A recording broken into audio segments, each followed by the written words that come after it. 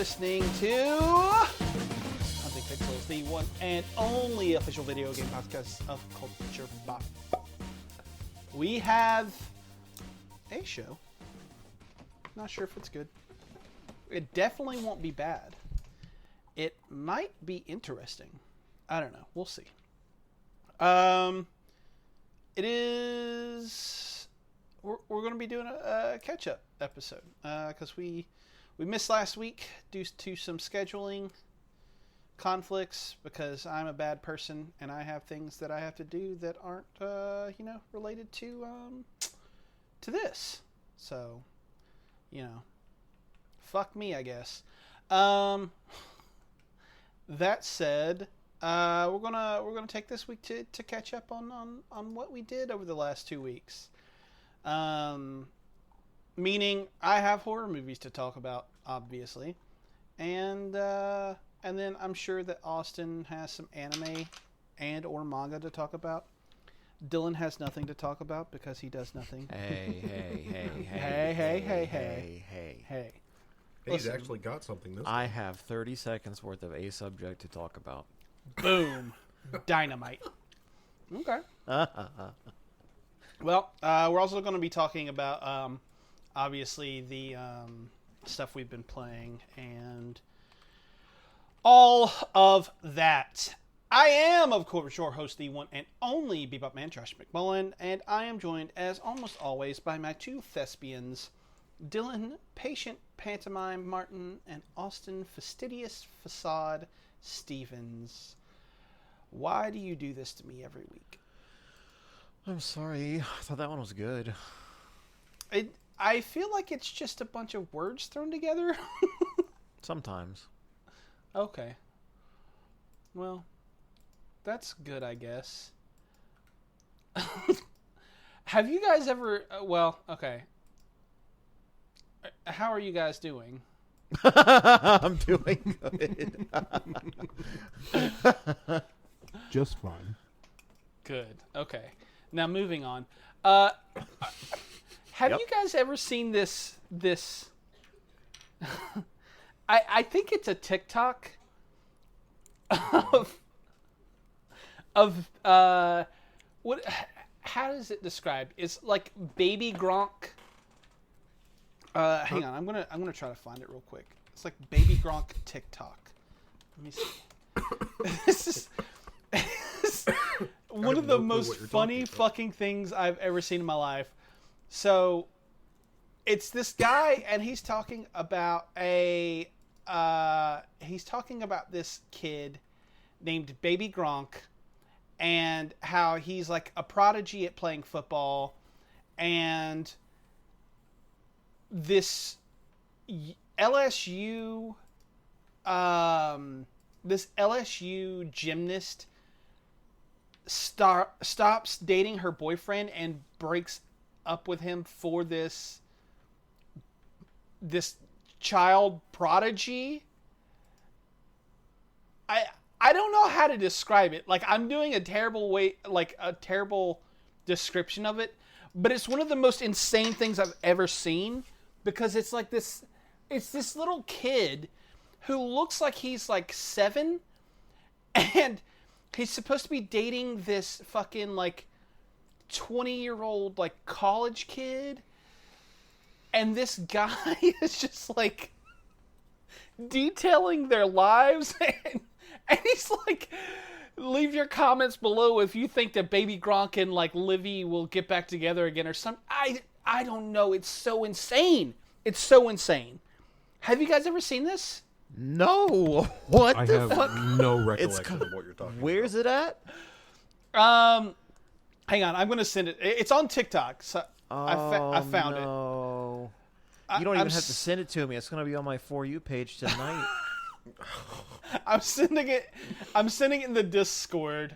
Let's see. Podcast private room. There it is. Okay. I just sent it to you guys so you can watch it from there. All right. That's only I couldn't find the first and third parts, but that's only part 2 of 3. And I don't even know, like, why is this a thing? I'm deeply disturbed. As you should be. I'm watching it right now. Of course he is.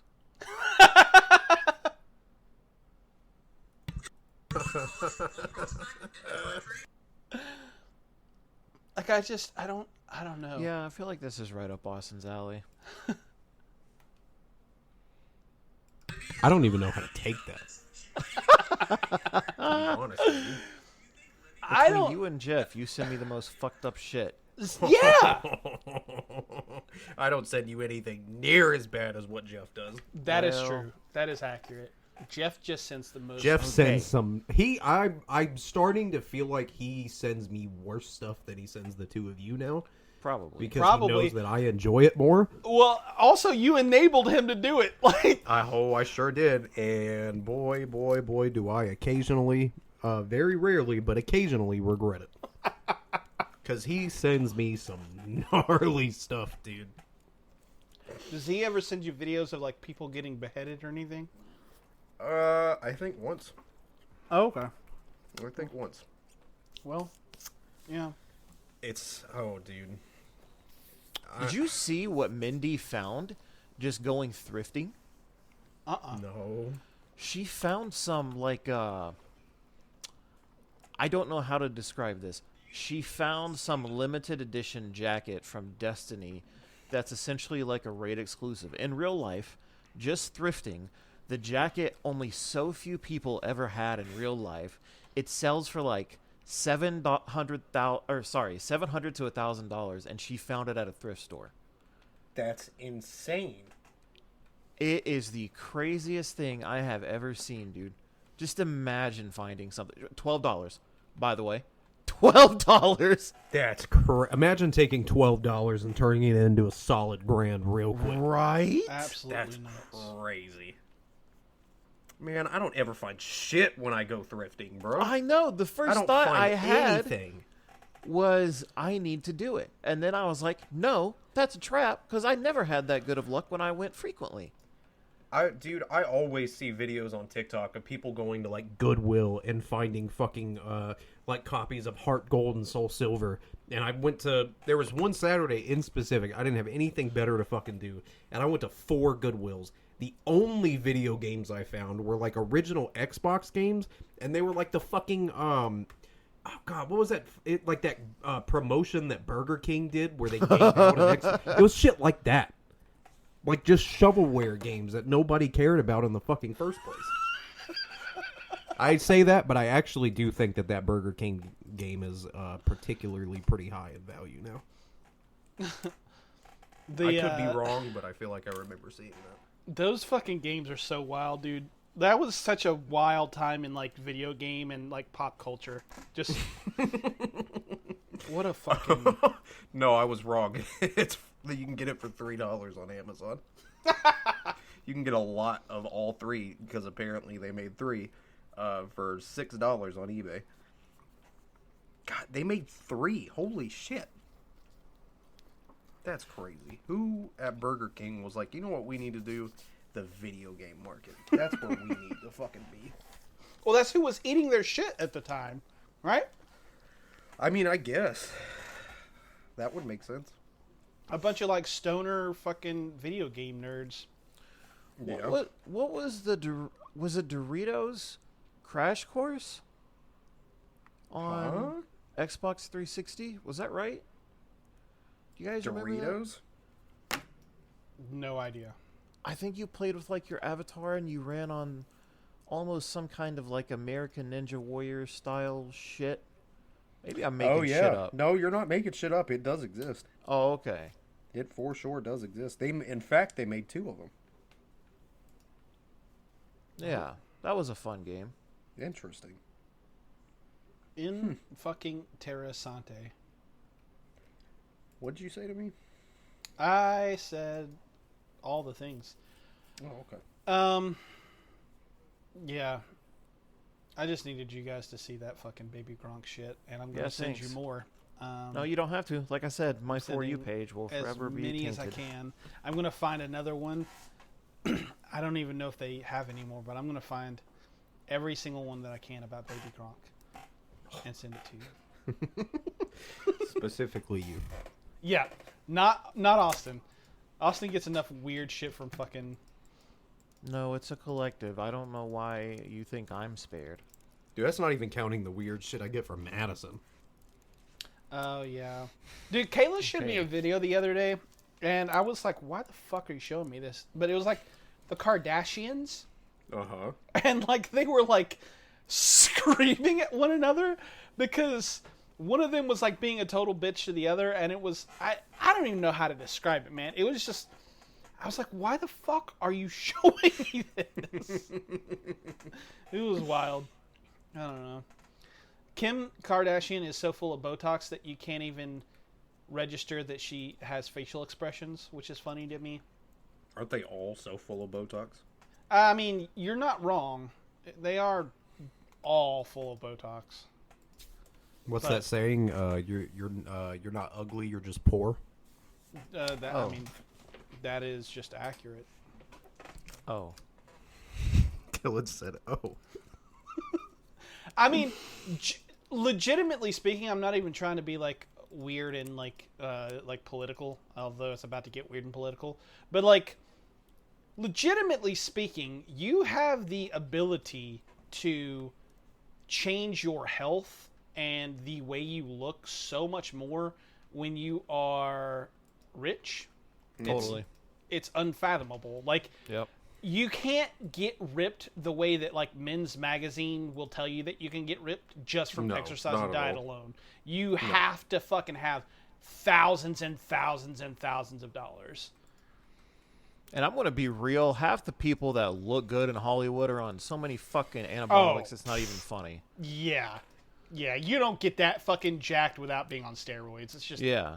I see it every there's no fucking day way of that my shit's life. natural. Like, I know what that shit looks like, and it's exactly like that, dude.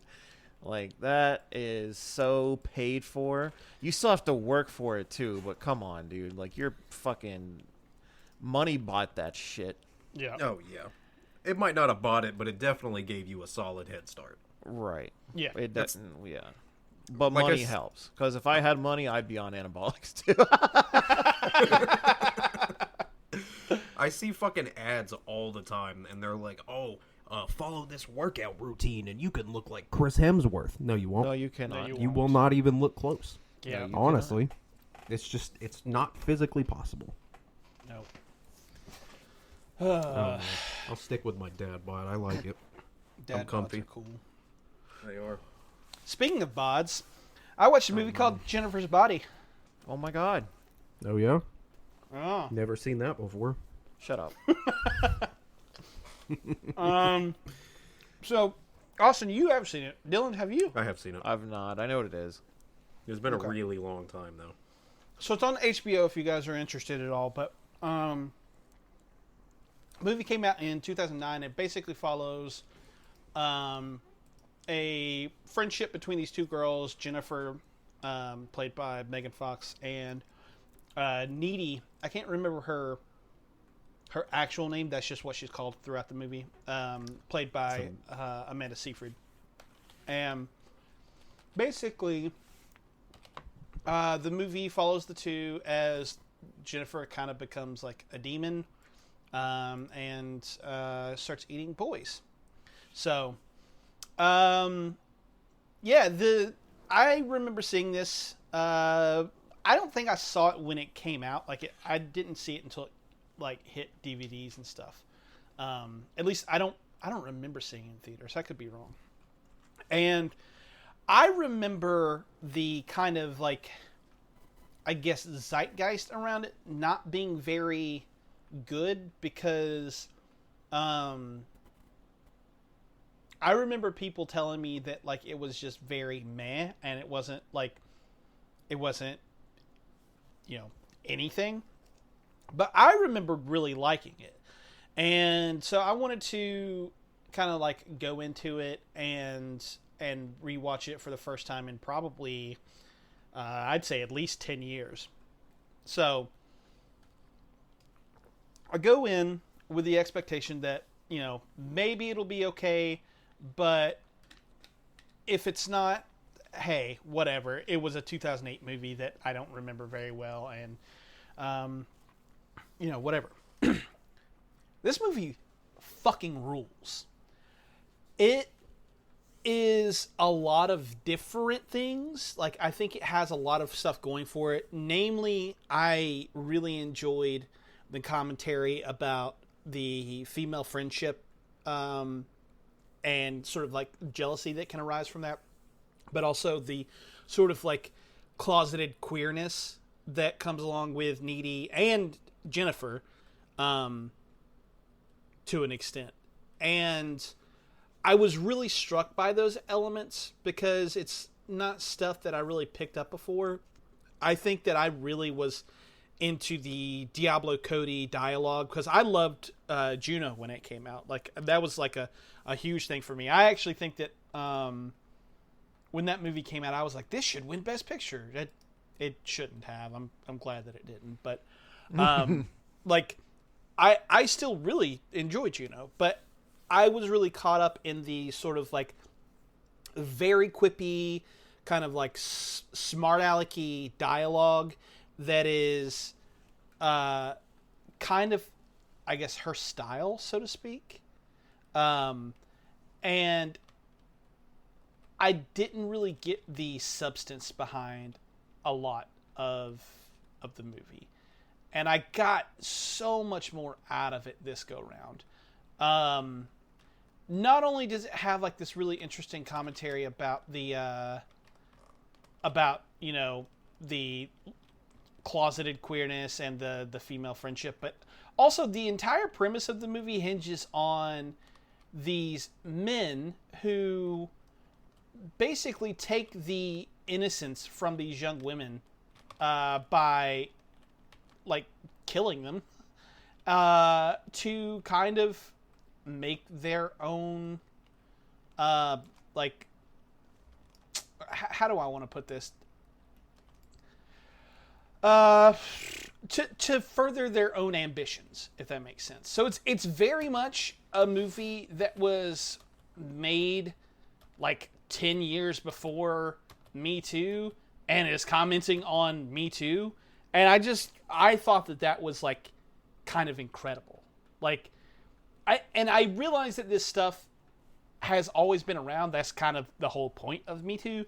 But it was just like seeing this thing that's like really well ahead of its time, and also kind of like looking at the explicit nature of the politics behind it, and it kind of like not just wagging its finger, but like poking fun at that idea, was just something that I just didn't, I don't know.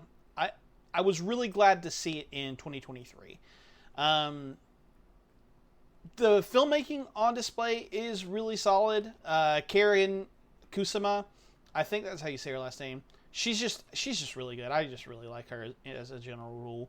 She was behind The Invitation, which is a 2016 movie that is excellent. And she's the I don't know if she's the showrunner, but she definitely had a hand in developing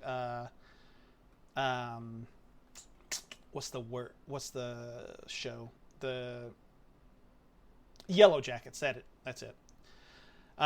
It's really good. Megan Fox and Amanda Seyfried are both really good, and the soundtrack on this fucking movie just owns. It is so good. It's full of like, mid to late 2000s like indie music and pop punk, and it's just very good, very, very good. Yeah, I loved the hell out of this movie. I thought it was fucking awesome. Parts of it don't hold up. I do think that Diablo Cody dialogue that I was talking about earlier definitely has an expiration date, and that expiration date was a long ass time ago. But overall, movie fucking rules, man. If you get a chance to check it out, I highly recommend it.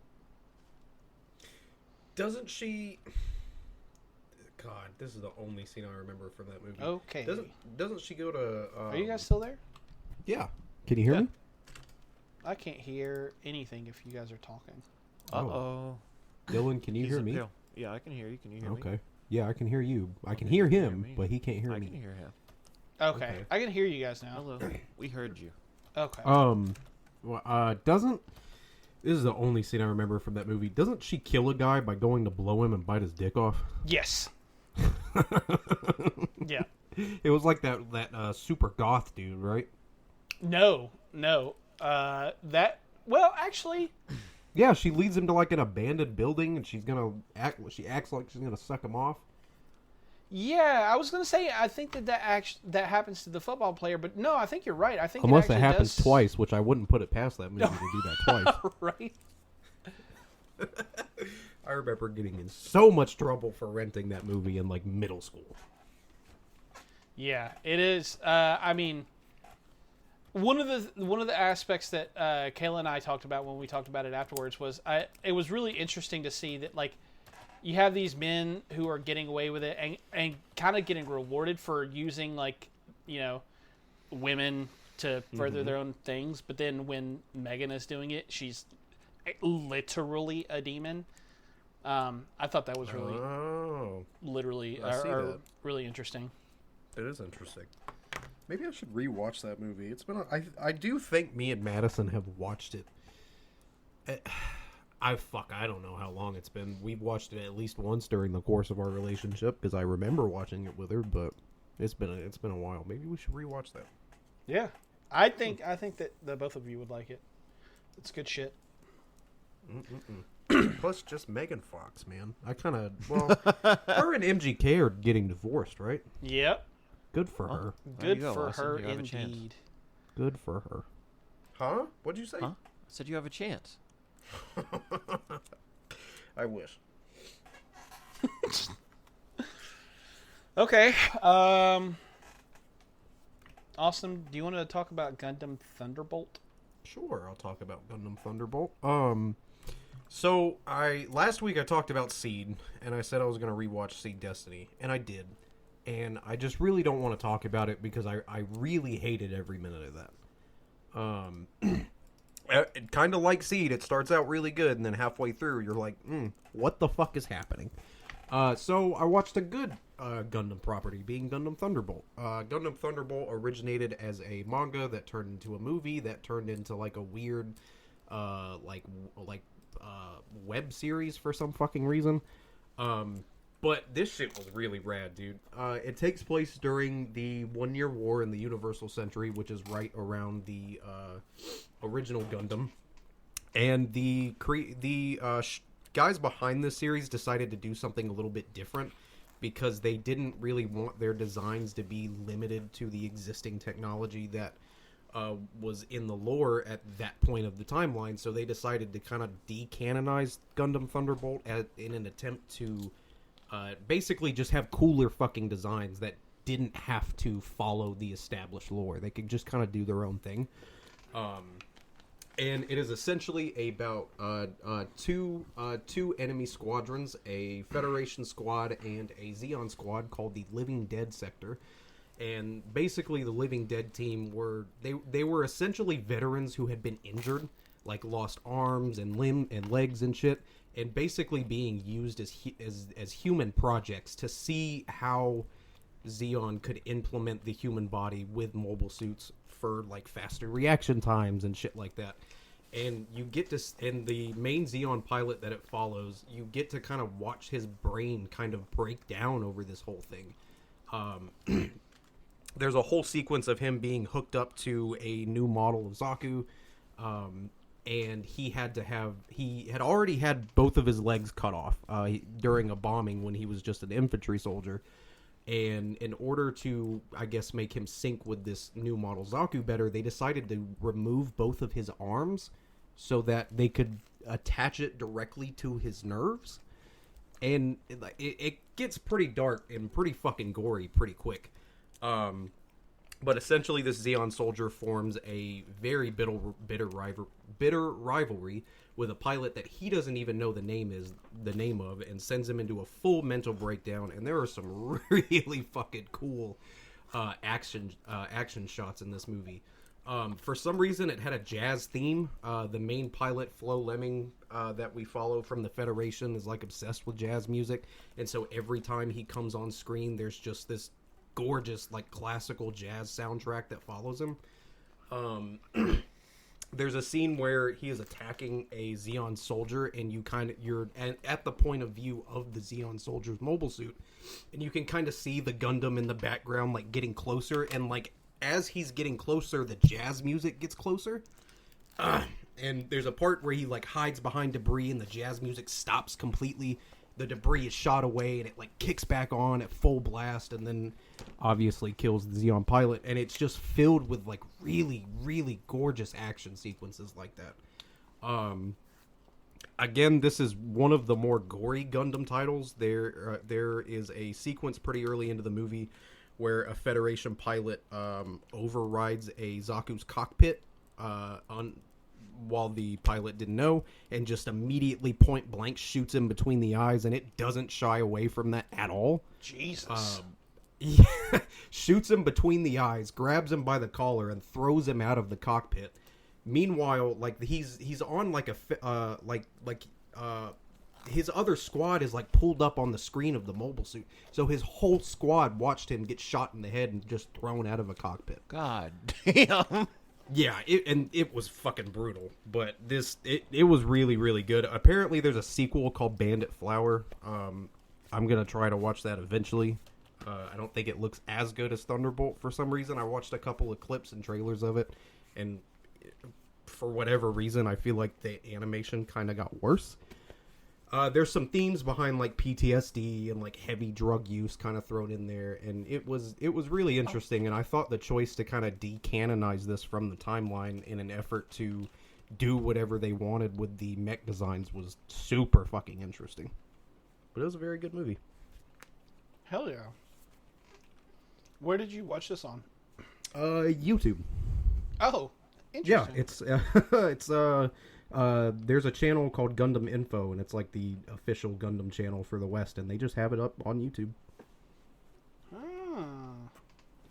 Very I believe, nice. if I'm not mistaken, it's also available on Crunchyroll, but I could be wrong. I know it was at one point. I don't know if it's there anymore. Oh, okay. Well, hey, I'm gonna have to check that out. That sounds cool. Are you Sick.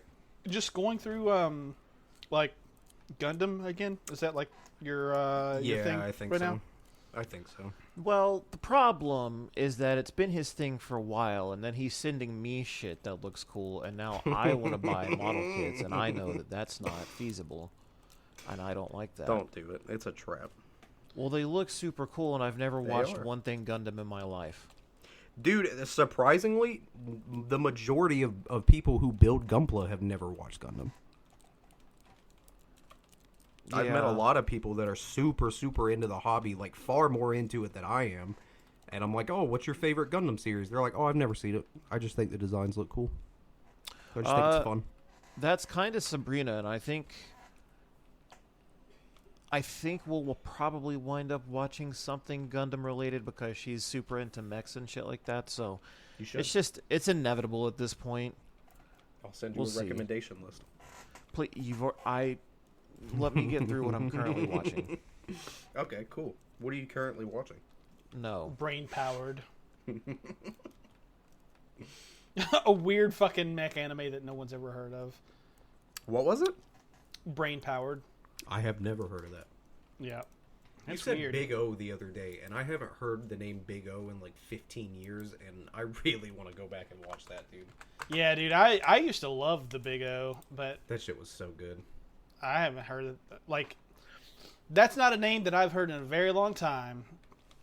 Wasn't some of the crew behind Cowboy Bebop heavily involved with that? I know like I that remember Steve reading Blum that. did a voice for it, but I don't know how. I feel like Like how involved other people were.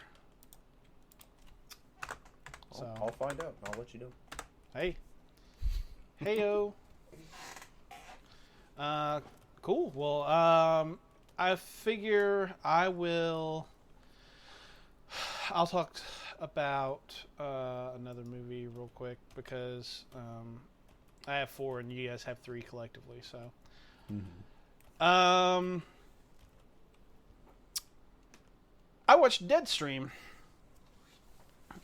This was part of, well, all of these have been part of the 31 Days of Halloween so far. But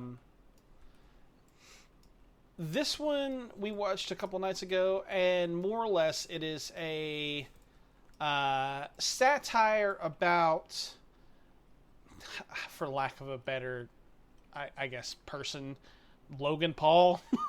It is very much What? yeah, it's very much informed by Logan Paul and everything that happened with him during the whole The Japanese thing? yeah. Mm-hmm. Yes. Holy shit. So it's basically a it's about a live streamer who has lost his ad revenue and his what's the word that I'm looking for? Like his audience, more or less. Like No sponsors, no nothing. Yeah. No affiliations. Got you. exactly, and it was because it's figured out later in the movie that it was because he he tried to fight a homeless man, and he accidentally hurt the homeless man a little too much, and that's what happened. What the fuck? Yeah.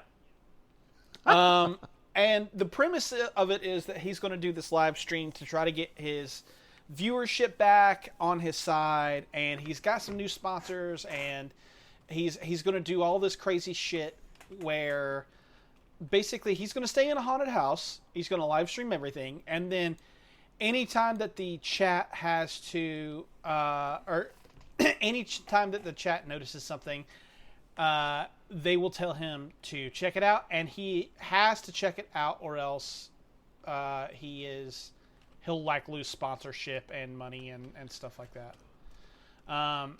It is a wild fucking premise, but it is so fucking funny because the guy who is playing the live streamer, he has that sort of like character down pat. Like when he's talking to the chat and stuff, it's like I'm watching one of those people who is like talking to the chat God and stuff. damn, dude. It is so on the fucking money with how it characterizes everything. Like I was laughing from pretty much the word go. Like it was just so insane, and like I said, just on the money that I was dying. I was absolutely dying. And it turns out the house is really haunted, and at the very beginning of the movie, he kind of fucks himself over by accidentally destroying a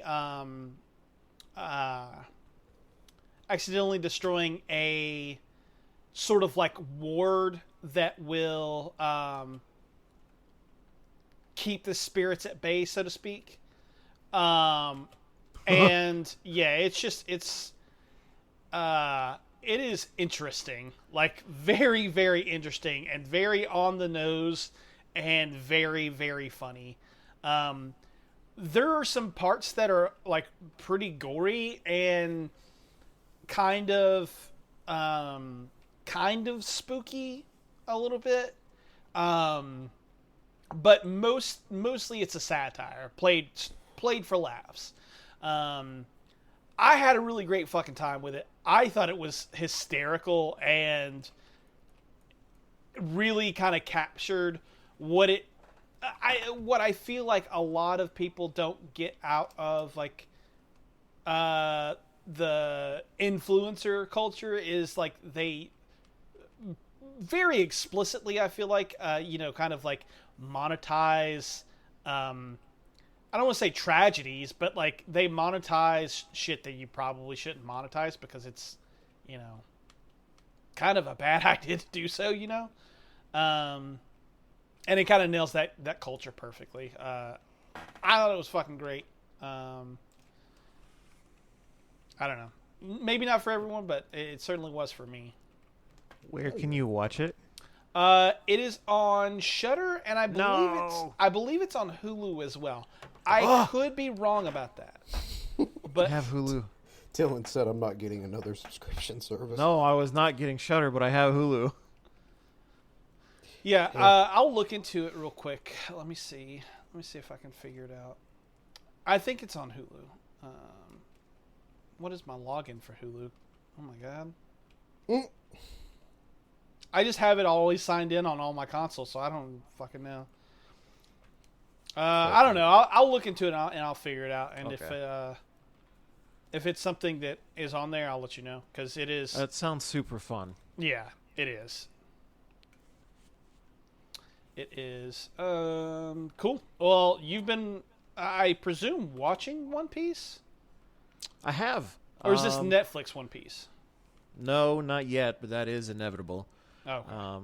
Luckily, I have a guide telling me when and where to watch that specifically. So, thanks, Austin. You're welcome. So, here's what happens. I listened to him talk about all this anime, and thing is I grew up with One Piece a little bit. I remember watching it, like, just with my dad in, like, the living room and stuff like that. And I was never super serious into One Piece, but I was with Bleach and Naruto and stuff that was like playing around the same time. So I would always watch One Piece, but I never took it seriously, I guess. So I had a faint idea of everything going on, and then for some reason, for the past 3 years on my Reddit, I've seen the manga spoilers for some reason, so I'm pretty up to date with that. I'm not even kidding.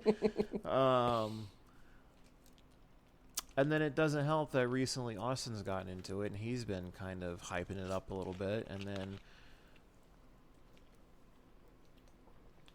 in an effort to sell him goods from my place of employment, I start sending him all these cool-looking action figures, and all of a sudden, it's like, damn, now I want these cool-looking action figures that I'm sending him for One Piece and shit. And it's not good. So, recently, I started watching it on a whim because I was like, it's going to be hard for me to watch Naruto and One Piece at the same time. And that held true because I've stopped watching Naruto. But and on the other hand, I am thoroughly loving One Piece way more than I thought I would. Like, I was sucked in during the third episode, I think, where you get to learn a little bit of backstory with Luffy and Shanks, and I was like, all right, sign me the fuck up. And I'm still early on, but I love a lot of the story that I've seen so far. And then, like, Buggy's fucking wild, dude. Like, I love everything Buggy that I've so seen. much. Yeah, I love everything that I've seen from him so far, and, like, I just saw him get his ass thrown to who knows where by Luffy, and I think the last episode. So I'm still really early, but I told Austin it's going to take me fucking 3 years to finish it because I can only watch an episode a day, it feels like.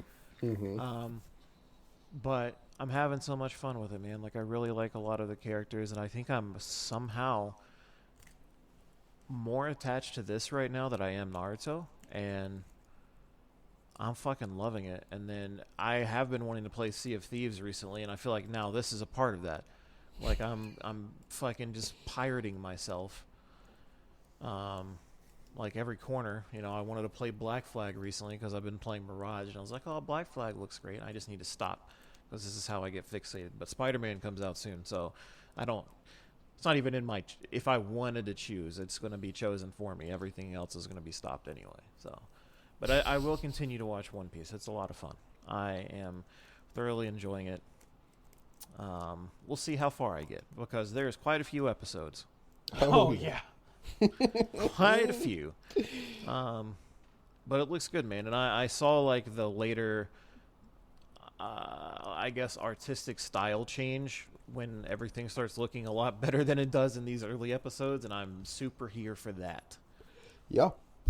What are you watching it on? Hulu. So on, I believe, Crunchyroll has it subbed and Netflix has it dubbed. But they recently released a remaster of the entire East Blue Saga, which is like the first 5 or 6 arcs of One Piece. They did like a whole remaster to kind of make it fall more in line with the more modern art style, and that shit's pretty cool. Damn. Hell yeah. If you ever feel like that older early 2000s animation isn't really doing it for you, just hop over to Netflix. I'm thinking about it now, but I kind of like it, and then I'll just get a treat one day when it just ceases to be. You know what I mean? Yeah, you got a long time. I do. Hundreds. Because the art style starts to change pretty drastically after the time skip, and that's a long way away. Yeah, but I'm here for it, man. Like, I am very glad that I started it.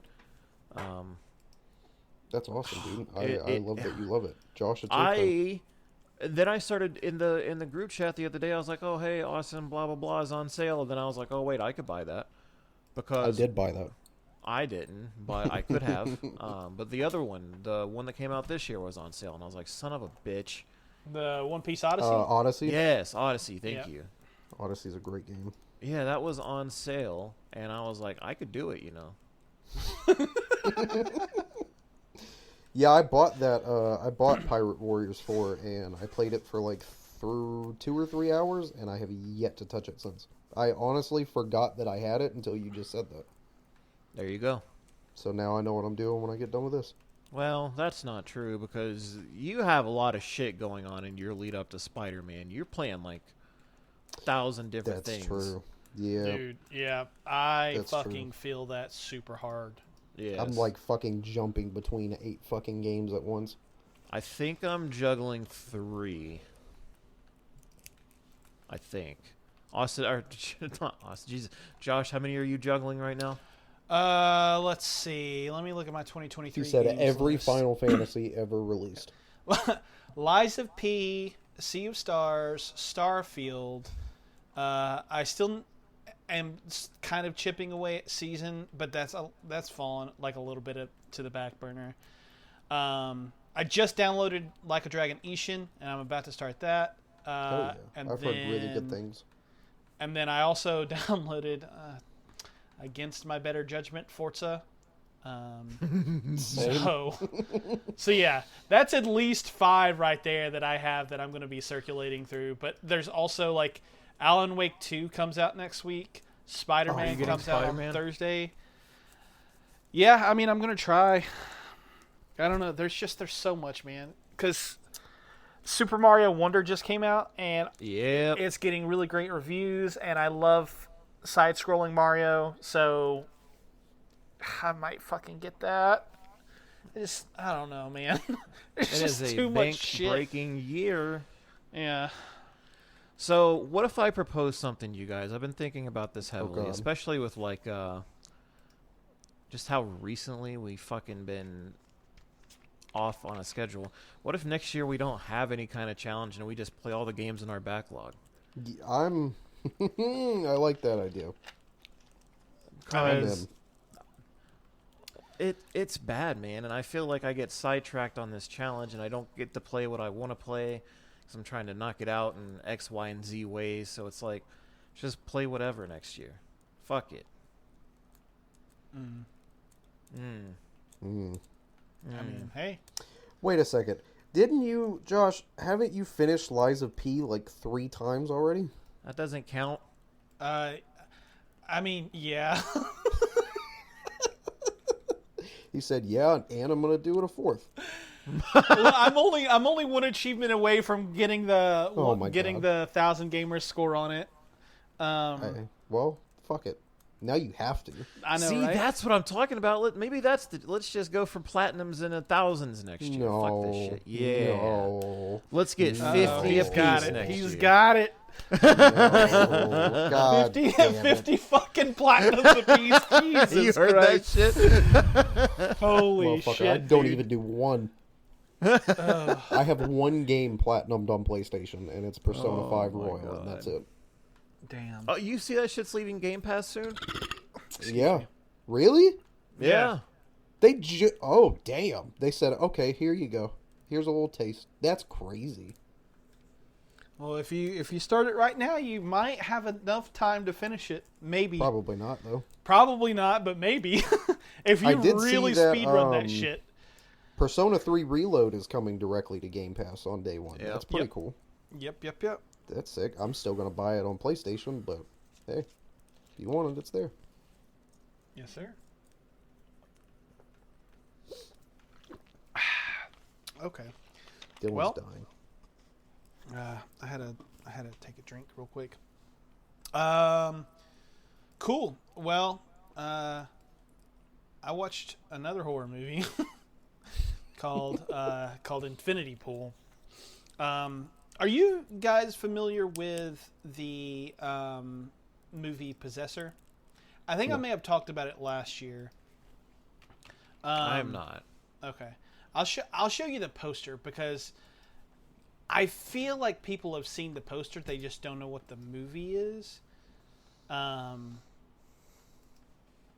okay, so anyway, the point is that movie was directed by Brandon Cronenberg, which is the son of David Cronenberg, and he also directed this movie. Possessor, I'm relatively positive I watched last year. If I didn't watch it last year, I watched it the year before. And it is a very fucked up movie. Very fucked up. And I remember watching it and just being like, oh my, what's going on here?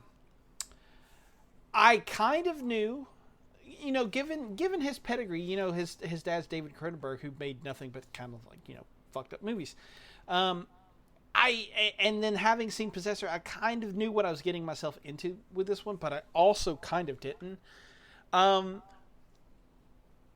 I think that this movie is very, very good.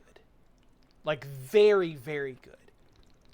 I kind of hated it.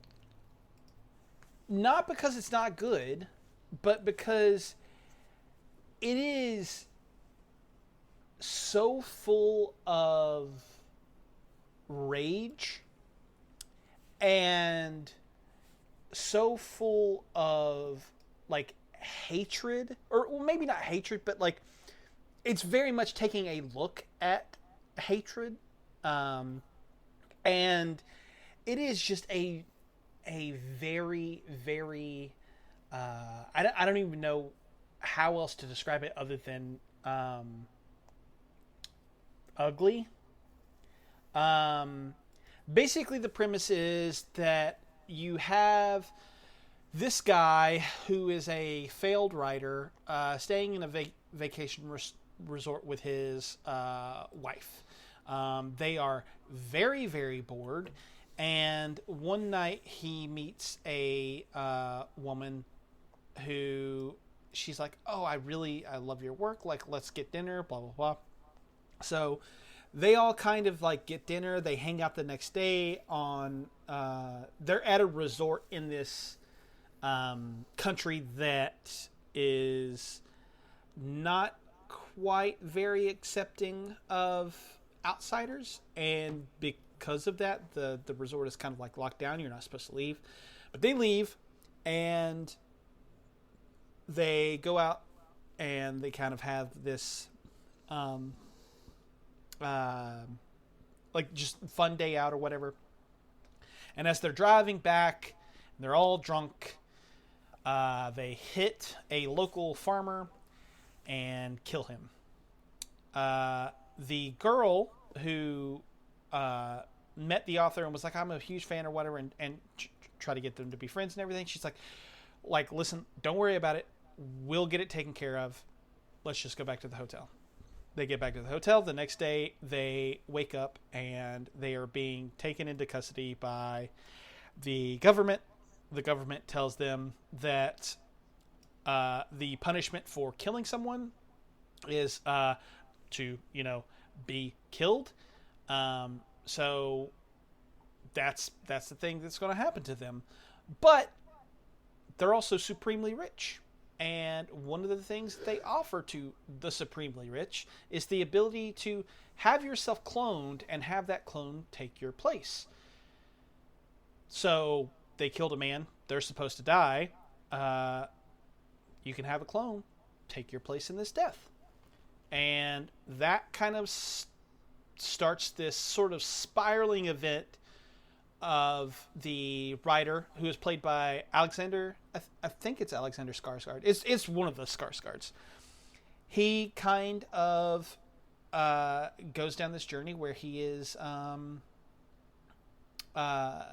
starts using this to his benefit because he's insanely wealthy. So why would he not? He can just do whatever the fuck he wants, and he can use his money to buy these clones and basically get out of jail for free.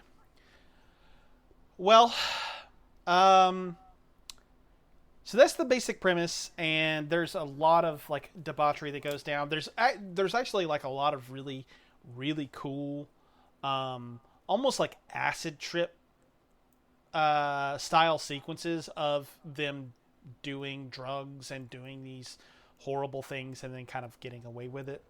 And then there's one scene that really kind of fucked me up in a very harsh way, where you're watching them and they're sitting there getting ready to be cloned or what have you. And like, they're just sitting and they're talking and they're, you know, going about their lives. And then the police come in and start pulling them into the chamber where they're going to be killed. And they're sitting there and they're like screaming like, hey, like, what are you doing? We have all the money. We can do this, you know, whatever. And they get fucking decimated. And then it pans over and you hear this like cheering and stuff like that. And it was the clones being killed. And I was just like, oh, holy fuck. Like, that really fucked me up. But it's a movie that very much is about how the rich are allowed to be immoral and get away with it because they have so much money. It is very, very angry about the way the rich kind of just treat everyone, and again get away with it because they are insanely rich. There's also this really interesting commentary that, like, I read some reviews afterwards to kind of see what the general consensus was, and for the most part people liked it or whatever, but like everyone kept pointing out to the sort of like the commentary on like the rich people stuff, and like that's front and center, that is kind of mostly what the movie is about. But there was also this really strange undercurrent I felt for Alexander Skarsgård's character, where he's this artist who like, I don't want to spoil anything, but like he's a failed author, and there's this sort of like sadness about him, even though he's rich and like he does awful things. Like, he's objectively not a great guy, but like there was this sort of like sense of like he joins in with these people because he kind of gets some pleasure out of being in a group and having sort of like camaraderie, because he doesn't necessarily get that elsewhere. And he has to kind of like try to fit in, and then it's not enough for these people. And I mean, again, I don't want to ruin anything in case anybody wants to watch this, but they're not his friends. We'll put it that way. And they don't care about him. And one of the things is like, he is trying very hard to be someone that he's not, and it's not enough. And he's never going to fit in. And that really kind of like struck a chord with me, like really hard. Yeah.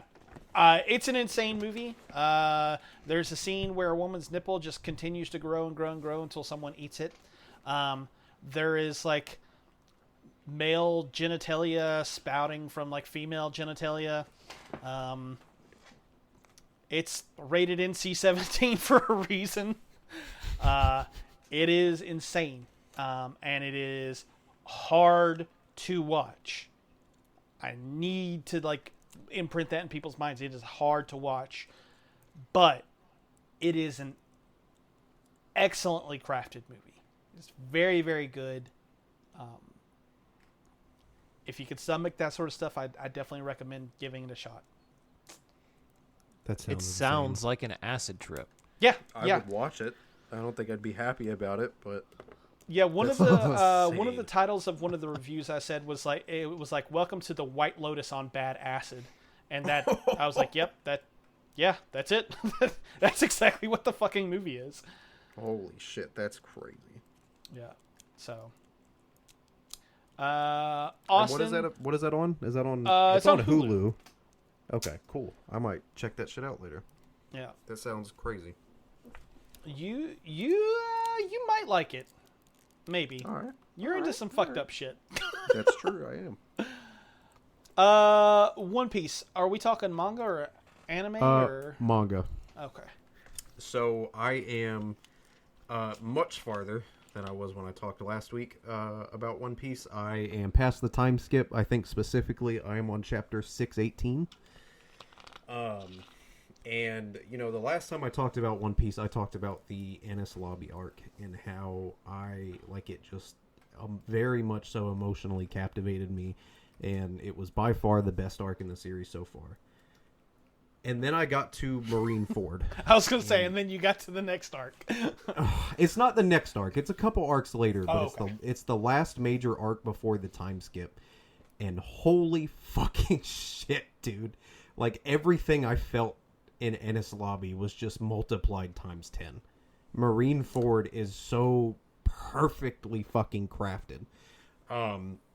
So right before this arc starts, the crew arrives at an island called the Seabody Archipelago after meeting a mermaid on the way there named Cammy, who is going to help them get to the next island they need to get to, but they have to make a stop here first to repair the ship and have some adjustments made so they can make that journey safely.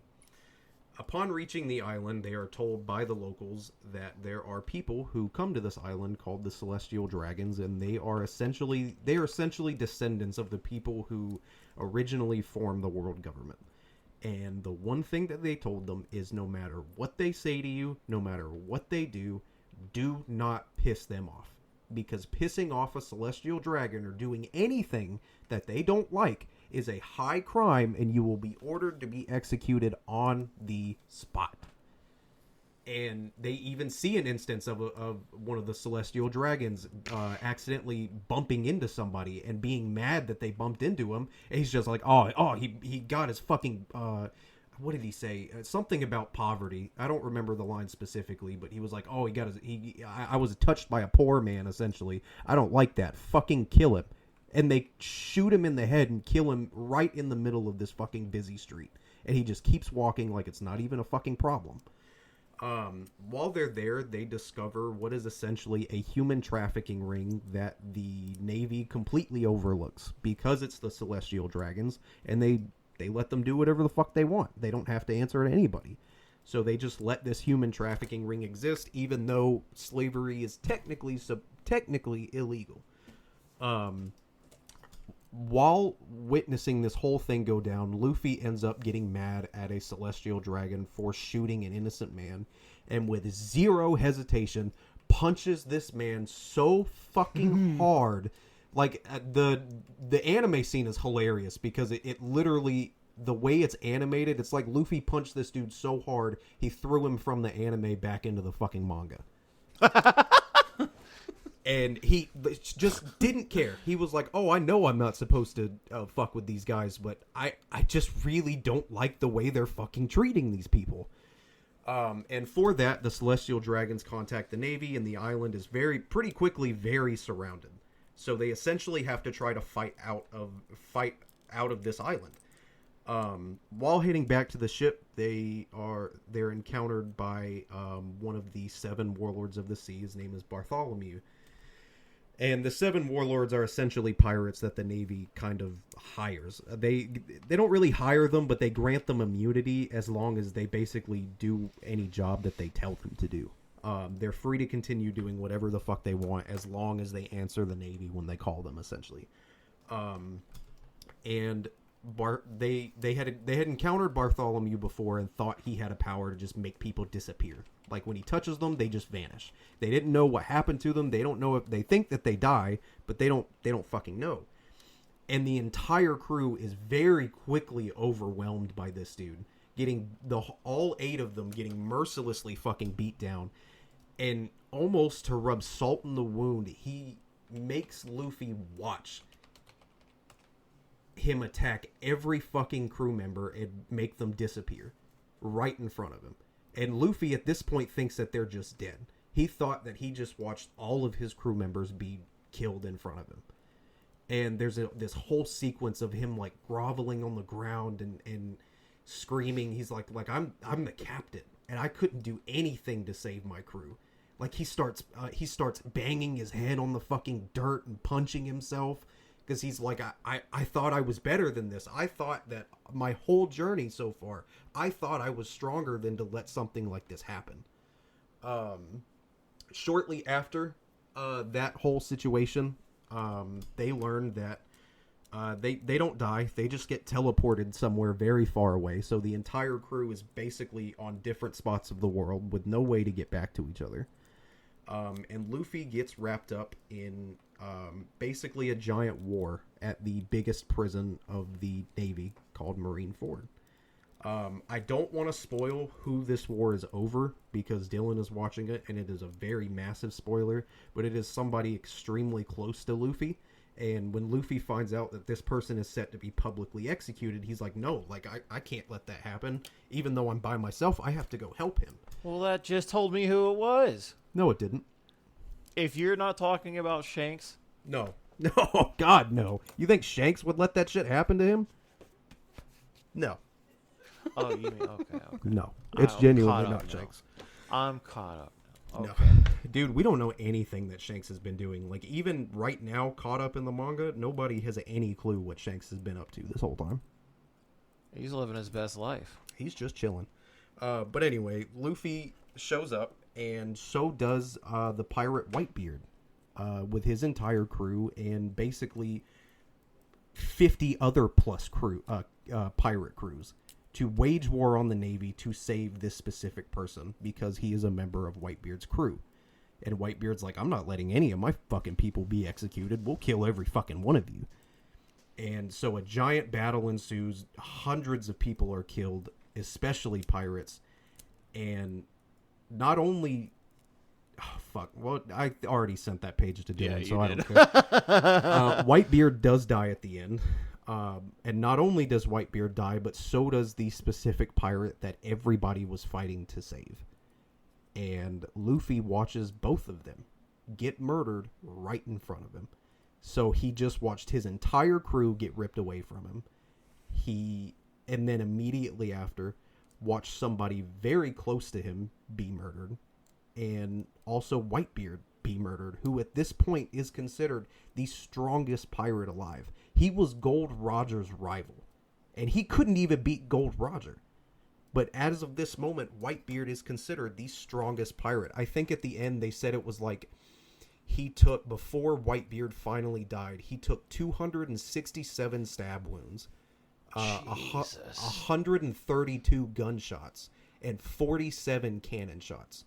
Yep. And he took every one of those attacks from the front. He did not have a single scar on his back not in any spot. He fought as hard as he could till the very end, and like it kind of the manga pans out, and it shows him just standing there. He doesn't even fall over, but he's dead. He's just standing there, towering over these pirates and these soldiers who are all terrified at the power that this man just displayed.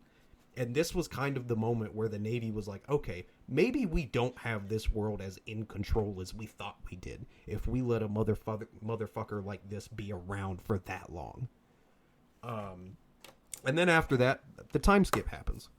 and you get to kind of see what everybody was doing in those 2 years. And that's about where I'm at.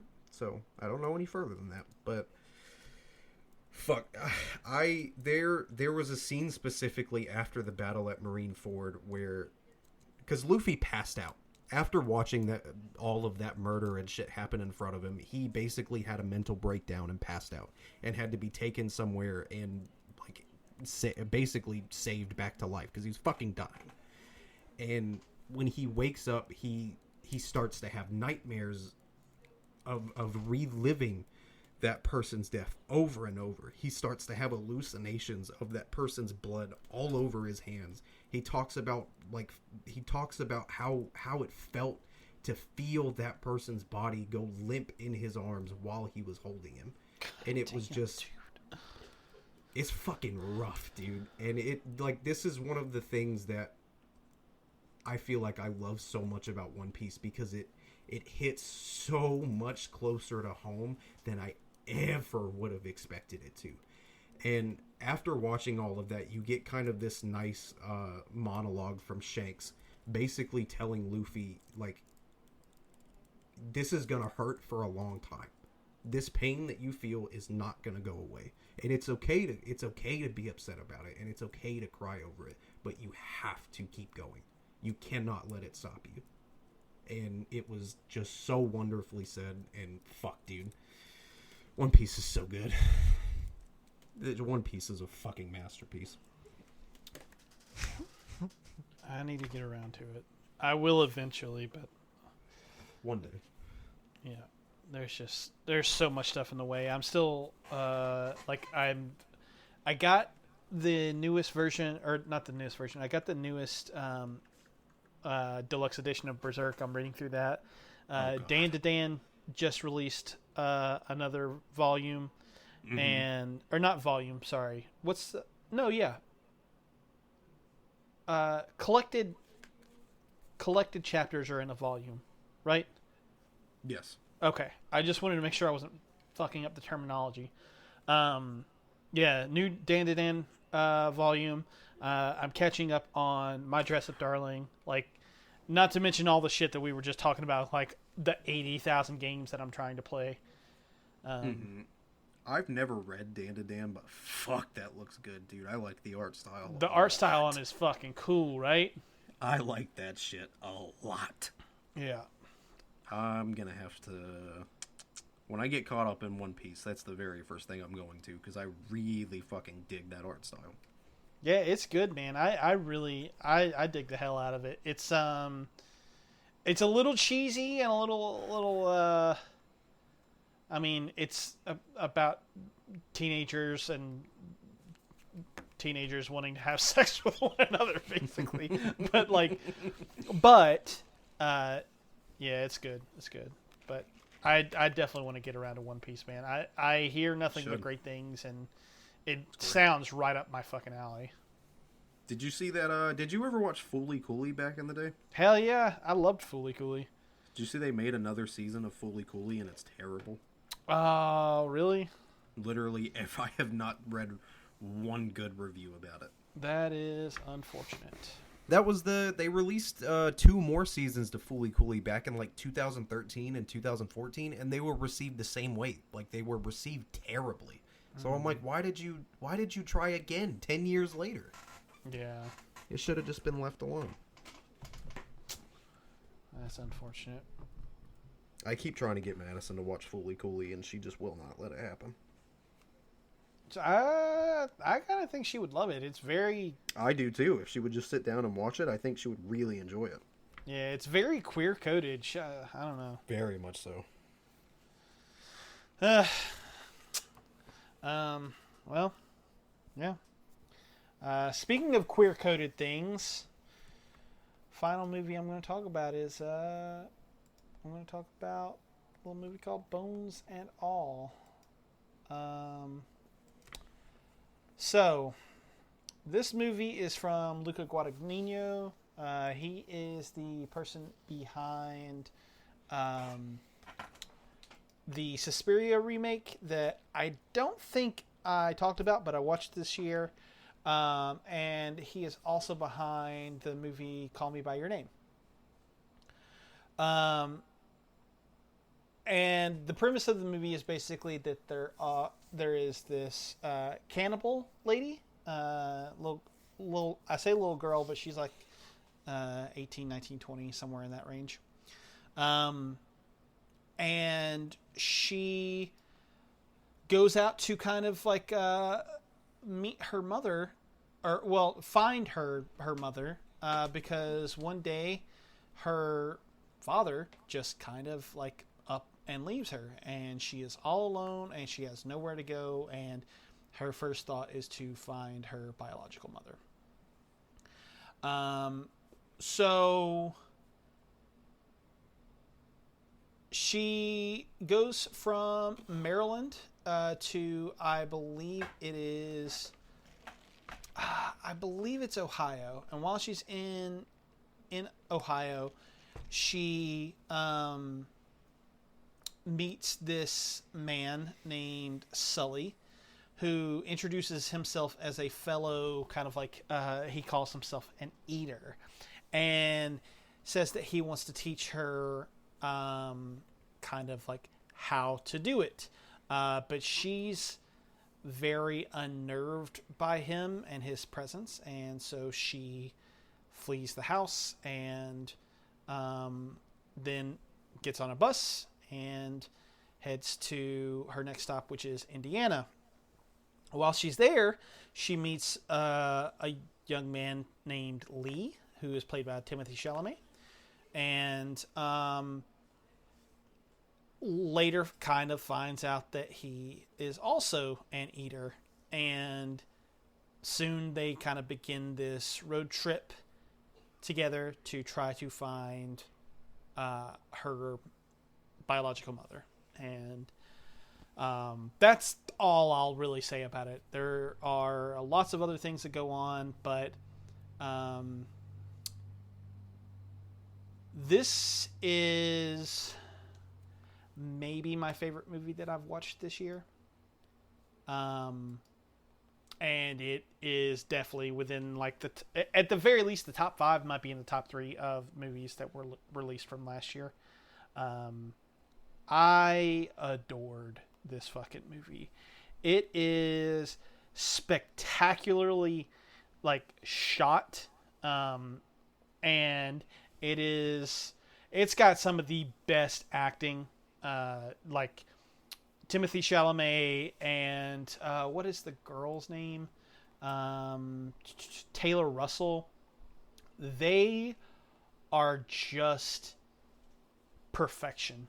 They're so good with how they bring across their emotions without like saying words, with like little variations in their body language and stuff like that. Like they are just absolutely incredible. Mark Rylance, who plays Sully, he's even better. I don't know how he manages to imbue his character with the sadness and like creepiness that he is, but he's able to take this character and make them one of the most unique and unnerving, and like also makes you really empathize with him. Like just it's a fantastic performance, just full stop. I was just kind of spellbound by this movie. It is, I don't know, it captures all of the like highs and lows that kind of come with life, and all of the things that will happen in your life, just the sort of like emotional chaos of it all. It is really, really beautiful. Like the cinematography in this thing is outstanding. There are these really beautiful shots of just the like Midwest landscape that are breathtaking, but there are also these really like beautiful like scenes of violence or like post violence that have like this sort of like just beautiful like lighting and color to them, and they're really, really beautiful. The thing that I think really steals the show for me, though, is the writing. It's a movie, I think, very much so about... it's about wanting to be loved and the longing for that. And then kind of paired with that idea, the idea of finding someone who finally makes you feel seen. Like, they see you and they understand. And the hunt to kind of like be loved by that, and the I mean, the movie is explicitly about cannibalism, right? But like, it's that in a way, it's kind of like the Park Chan-wook film Thirst, about vampires, where it is very explicitly about a hunger, and in this case, it's a hunger to be loved and seen, and allow your ugliness to be there and someone still accept that. On the other side of that, it's very much about being queer and being allowed to have love while being queer, because I mean, the movie is very much like, it starts out, she thinks that she has something wrong with her, but she's born with it. She thinks that there is something inherently wrong with her, and at the end of the day, everyone that is supposed to love her leaves, and she's searching for that person to love her. It's very, in my mind, it's very clearly a parallel for being a part of the queer community. There's also, I think, some very strong commentary about HIV and AIDS, and the fact that it is set, I'm relatively positive it's set during the 80s. So, like, you know, there's all of that, you know, the AIDS epidemic, and it just, I don't know. It really, really got me. I cried a lot at the end of this movie. It is beautiful. It is excellent. And it is, like I said, it's maybe my favorite thing that I've watched this year. I cannot recommend it enough. It's available on Prime. I really, really think that if you get a chance to watch it, you really should, because it's that fucking good. Hell yeah, dude. That sounds really cool. It is. Dylan is dead. He is. No, I'm here. I'm here, bones and all. Bones and all. Oh. Which one? So, All of the because bones. he just it talked about bones and all. Yeah, I know. Okay. I got it. I His was just making a bones dick and joke. his bone are here.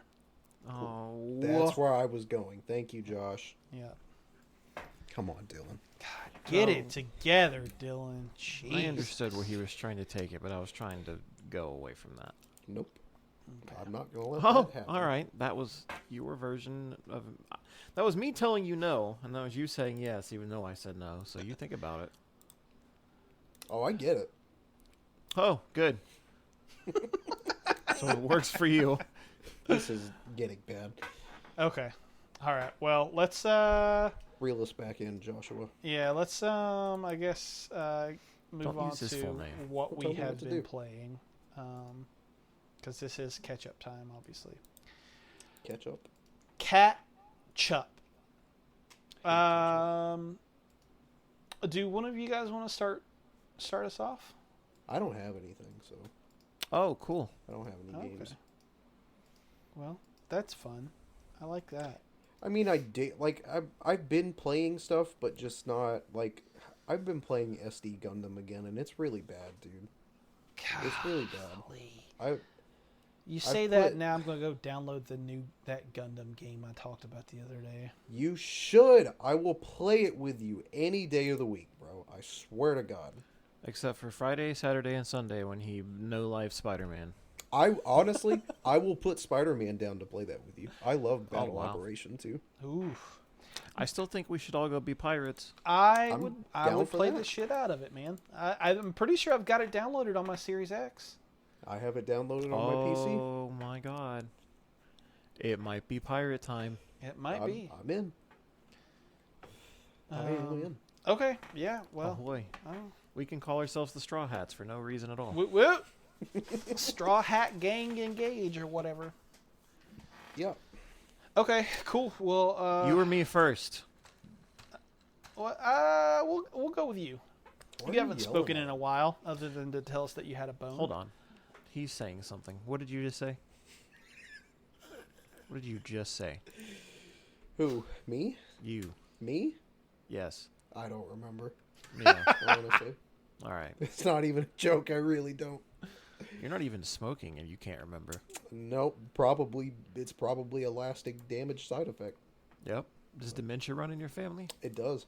Oh, that my was not supposed to be a God. yes. It does very much so. That was not supposed to be a yes. I have been playing Assassin's Creed Mirage recently. Mirage? My rage. My Well, no, rage. actually, no. I'm not raging.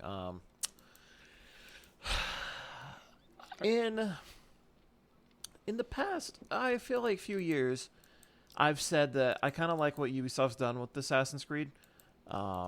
And like I know it's not the same game that I grew up with, but it was a breath of fresh air for the franchise.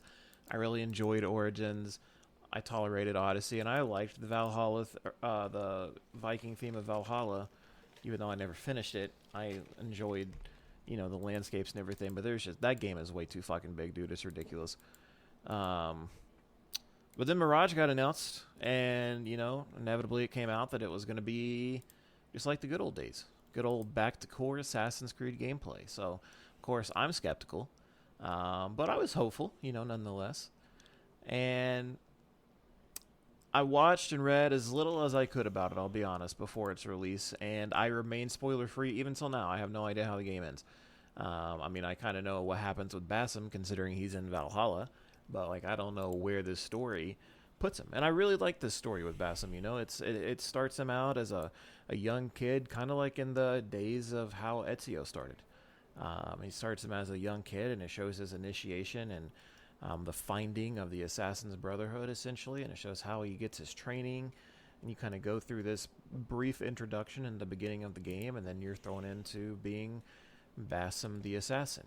And I'm going to be honest with you guys. Playing this game has reminded me what I loved about Assassin's Creed.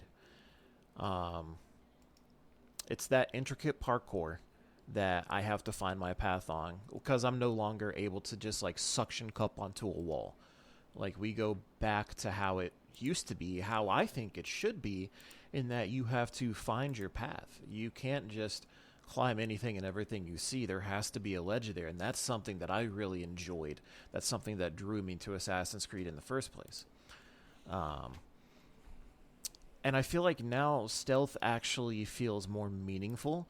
I'm not a Viking running in and just throwing axes and fucking summoning my crew from a battle horn, right? I'm actually able to play in a smarter way. I'm not limited by my hidden blade being under leveled, I couldn't full on assassinate someone. No, if I poke you with my blade, you're gonna die. And that's what I like. Like I can be stealthy and I can snake my way in and out and use my throwing knives like I could in Assassin's Creed, the first Assassin's Creed. Take out enemies from the rooftop, drop down, use hidden blade from a, fucking bale of hay or something like that. Like this feels very reminiscent of those olden days. And like even the key targets, like it feels better to actually track them down and see how I can draw them out of their hiding places and be tactful with it. I mean, I miss this kind of gameplay. Mirage kind of feels like you modernized the first few games, if I'm being honest with you. The combat's super simple. It's modern and a little boring, I'm not going to lie. Like you're stuck with so I'm playing on PlayStation 5, so you're stuck with pressing R1 for a light attack and then holding it down for a heavy attack. And I've remapped my controls a little bit, so I forget what's truly where. But all said and done, you also have a dodge and you have a parry. So it's really basic. But for me, I'm trying not to do any kind of combat at all. Now, when I do it, I'm really quick to hit the parry, and then when you hit it just right, you can just do an instant kill on them. Love it that way. But I'm trying to play this game as stealthily as I can, just because that's what I've missed about this franchise, and that's what I feel like this game really encourages you to do. I feel like it's going to be a much shorter, refined package. It is a $50 game as opposed to the full $60 or $70 now. I think I've put like 12 to 15 hours into it, and I feel like I'm halfway there.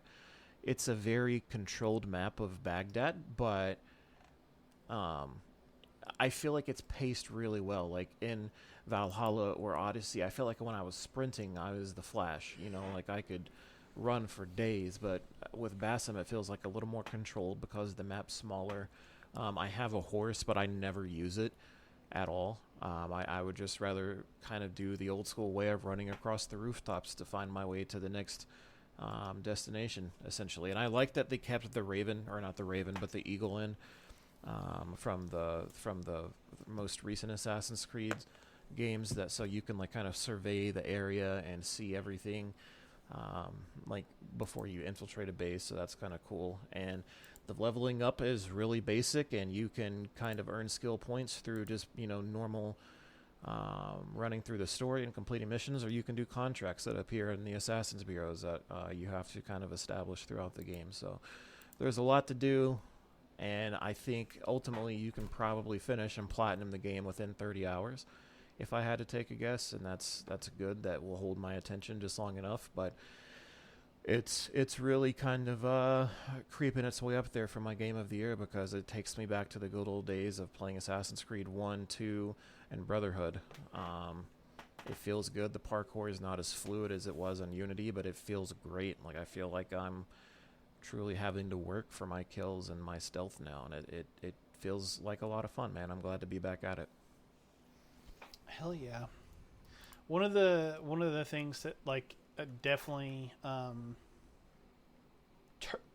don't want to say turned me on, but like kind of like put this one ever so slightly back on my radar is the fact that it wasn't like those old ones, that it was kind of like like those new ones, and then it kind of went back to like the 1, 2, and like I guess 3 to a lesser extent formula, like that. Sure. Kind of like old school one city. Yep. And you go around and you're super stealthy.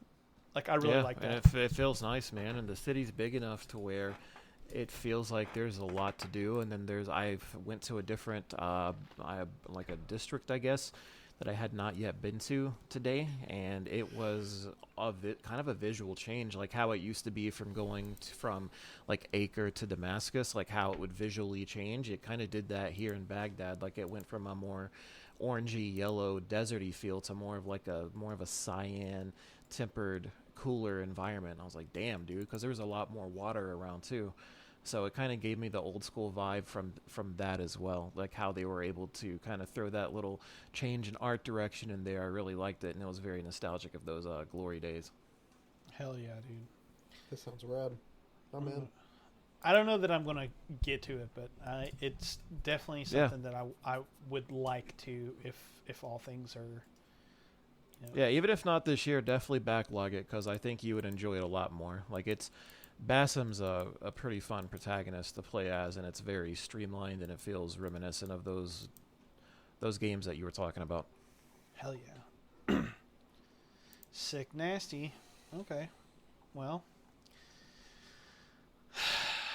I finished Lies of P 3 times. 3 times. Yeah, I was about to say, how many times did you finish Lies of P? I finished it the same amount of times that I finished Elden Ring. Ayo. Hell yeah. Are you about to do a 4th one though? I don't want to because I want get that to. last achievement, bro. Yeah, I want to because it's so fucking good. But I really need to turn my attention to other stuff. Oh, Forza. Yeah. So, Lies of P's my game of the year so far. That's crazy. I don't man. really I did not expect that. Me either, dude. I came into this year knowing that Final Fantasy was coming out, and I was positive. That was it. That was over. It was game over. Like that was going to be my game of the year. Easy. Nothing was going to stand in his way, and instead, I've got this little Souls-like that, like, just... I knew that I was going to like it when I saw the trailer, because it was like Pinocchio, and it looked like Bloodborne, and it was just, it had, whatever, this cool sort of, like, aesthetic around it. But I didn't know that I was going to like it this much. What I said about it, 2 weeks ago, 3 weeks ago? I can't remember. About how it basically stole everything from Souls. It did. In the right way. In all of the right ways. It feels so much like a FromSoft game that I'm baffled that it's not. Like, I mean, I don't know how this studio was able to replicate the FromSoft magic so well, because every other Souls-like I have ever played just really doesn't get it. They don't get what FromSoft is able to do on like a fundamental level. They try to add their own little twists to it that don't work. Like Lords of the Fallen just came out. I haven't played it. I don't really have any. I'm so glad you said that, because I'm seeing it advertised as like the first next gen Souls-like experience, and I'm like, but Lies of P came out and did it fucking better. Yeah. I don't have anything against the new one. I haven't played it, so I don't know. But I haven't either, but there's no way it's as good as Lies of P. There's not. But yeah, like I played that original one, right, and it kind of nailed a few of the things, but it like didn't get everything right. And the new stuff that it tried to add just felt like tacked on stuff. And I kind of feel that way about every single one of the Souls like that I have ever played. They just don't fucking get it. I don't know how else to express it other than that. They just don't understand what makes a Souls game work. The guys over at not NeoWiz, that was the publisher. Is it 8-Bit Studio, I think? Or Round 8 Studio, something like that. Those guys just fucking, they got it. And they knew exactly what they were doing. And they fucking did it. They made it fucking happen, dude. And all of the new stuff that they added is really fucking cool shit, dude. Like, I really loved the ability to kind of, like, take the weapons and change them to fit my playstyle. Like, when you go into a Souls game, you go in knowing, I'm going to do this, I need to get these weapons for my build type thing. This was like, do you know what you want to be? But you like this weapon? okay, just switch up the handle on it and then add a little crank to it. And boom, now you've got something that you can use with your build and it's still viable. I really fucking loved that system. I really liked the sort of like, you have the standard souls like upgrade tree where you're upgrading your stats. But there were like at least 3 that I could count. Well, no. I guess you could count that as a third. So, at least 3 progression systems going on at any given time. You have the leveling with your stats. You have the P organ stuff going on with your heart, which technically could be broken down into 2 itself, because it has like a tree that you follow, and you can pick what upgrades you want on each individual node. But then you can actually, the way that you pick those are additional upgrades. So you can like, if you know that like the first thing you want to get on this part of the tree is something to give you extra pulse cells, which are like basically the Estus flask of this game. So you go to that, and then you fill in the 2 nodes that are there with additional things, like stuff like you drop less souls or ergo when you die, or one of them actually gives you more when you defeat an enemy, or you have stuff like you do extra damage when your health is low, or like you lose, like there's all kinds of different things that you can utilize. So there's like technically 2 different progression systems within that one system. And then you've got the stuff that are going on with your what the fuck's it called? Your little arm, where you can have different abilities attached to that, which also have their own progression. And then you have the weapon system. Like, it was so much fun to just kind of fool around with each one of these things that allow you to build out your character exactly how you want to build that character out. I loved almost all of the boss fights here, because in a weird way, they feel different from Souls and Bloodborne bosses, but also kind of the exact same. Like, one of the things that I noticed, and this is not necessarily how I play Souls games, but I noticed when I would watch you stream Elden Ring, Dylan, I noticed that you would like learned the patterns for the bosses, and so you would know, like, okay, this move right here, dagger roll. Yeah, dagger roll. Exactly. So like I learned the bosses for this game in that exact same way, but the way that it's different is like, I feel like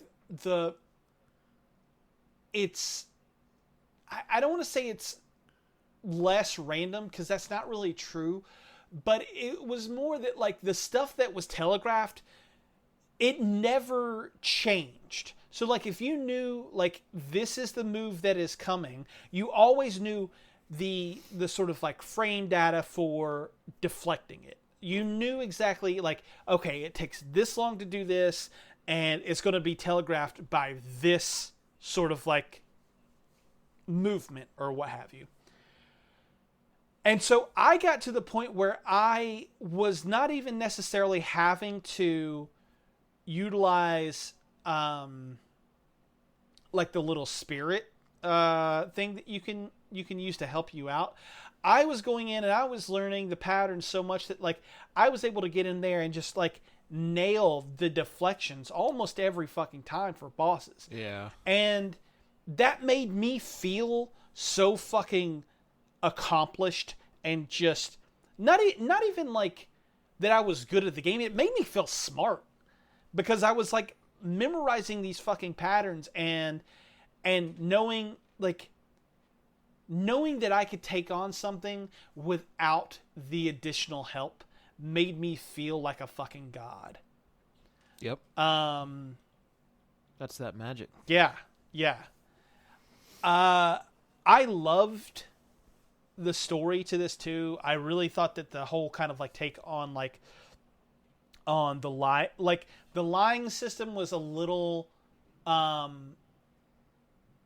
obtuse in a good way, like obtuse in the way that like Dark Souls like quests and stuff are obtuse.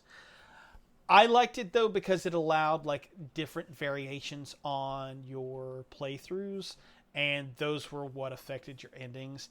And I really, really loved the stuff that it was doing, where it was kind of like looking at what it means to be a human. And I really, really, really dug kind of all three endings, because they all kind of take different looks at different things. The bad ending, I won't ruin, but basically it's a look at grief, really, because never mind. I don't want to get into it. The quote unquote